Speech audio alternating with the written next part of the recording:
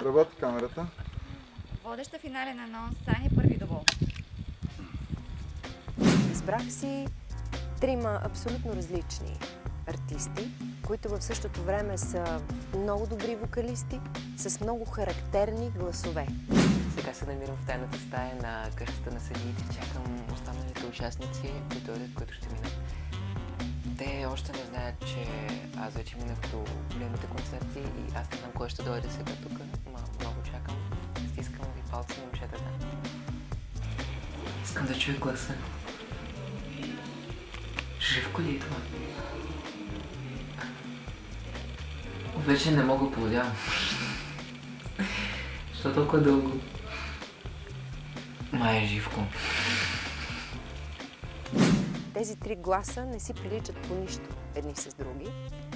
Избрах си три много различни персони. Живко е, знаеш го! Ай! Поздрави! Честито и на ден! Мале! Добре. Много ме изпържи се, Саня. Много. Име. Fucking shit. Знаех, че ти ще Много бъдеш. се изпържих. Не знам. Аз на мен беше ясно, че ти ще продължиш. Тук сте викам, Живко ли бъде? Живко? Живко е. Ма, Живко. Не, така беше наистина. Момчета, които са и на различна възраст, с абсолютно различен бекграунд. Избрах си хора, които според мен публиката ще запомни. Стига. Не мога да се освободя от усещането, че колкото и да се състезаваме, в крайна сметка целта ни е една. И тя е да намерим бъдещето на българската музика. Но това не означава, че няма да се боря.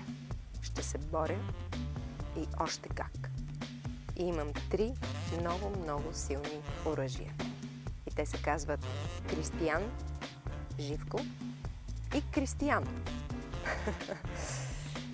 Тихо, снимаме! Тишина! Без стоп. 3, 2, 1, начало. Три прекрасни момчета напускат X-Factor, но трима продължават напред. Живко, Кристиян и Кристиян отиват на живите концерти.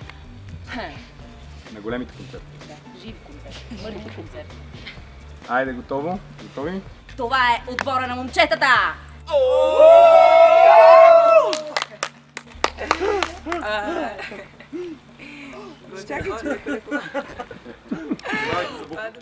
Гледайте ексклюзивни кадри от X Factor само в канала на VBOX 7. Шервайте и лайквайте.